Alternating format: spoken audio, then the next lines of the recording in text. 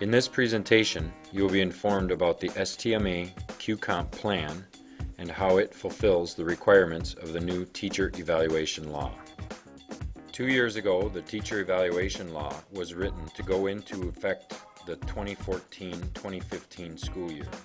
Our district put together a team of teachers and administrators to research the law. 6 months into this research, the team realized many of the law requirements matched Q-Comp. At that time, a Q-Comp committee was formed. A year later, they wrote the plan STMA teachers voted on last year. The entire TDE statute can be found on the MDE website under Statute 122A 40, Subdivision 8.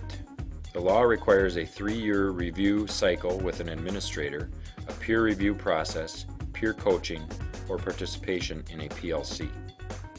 The law also requires a collection of data on student engagement, growth, and achievement.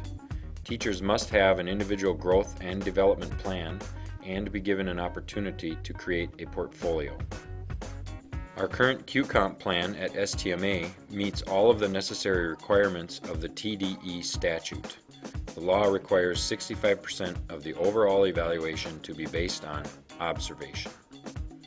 Currently, tenured teachers are observed once every 3 years on the entire STMA rubric by an administrator. Teachers on low cycle are observed 8 times over the 3-year review cycle by a trained peer coach on the instructional domain of the rubric. The statute states that teachers' overall rating must use longitudinal data on student engagement.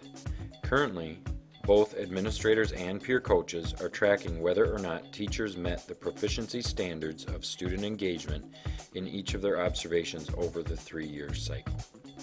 The statute requires 35% of the overall evaluation to be based on state and local measures of student growth using data from assessments aligned with academic standards.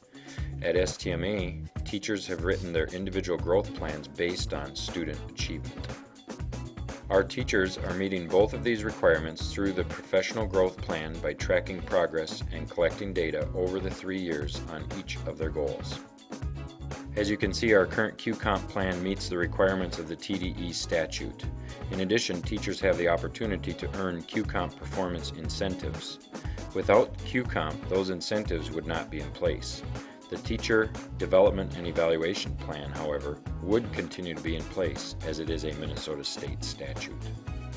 Currently, STMA is receiving $260 per student from the state Q-Comp budget.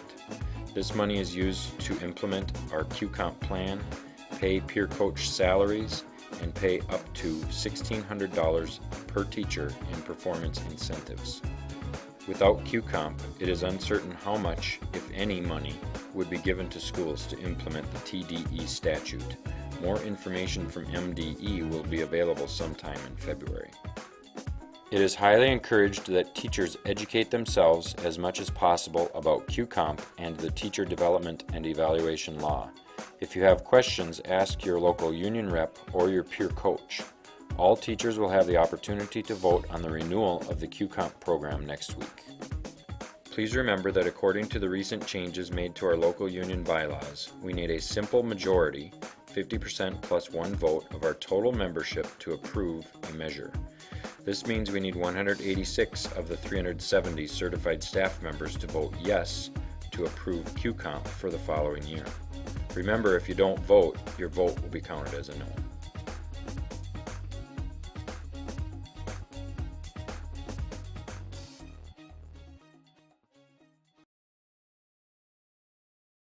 Created using Powtoon.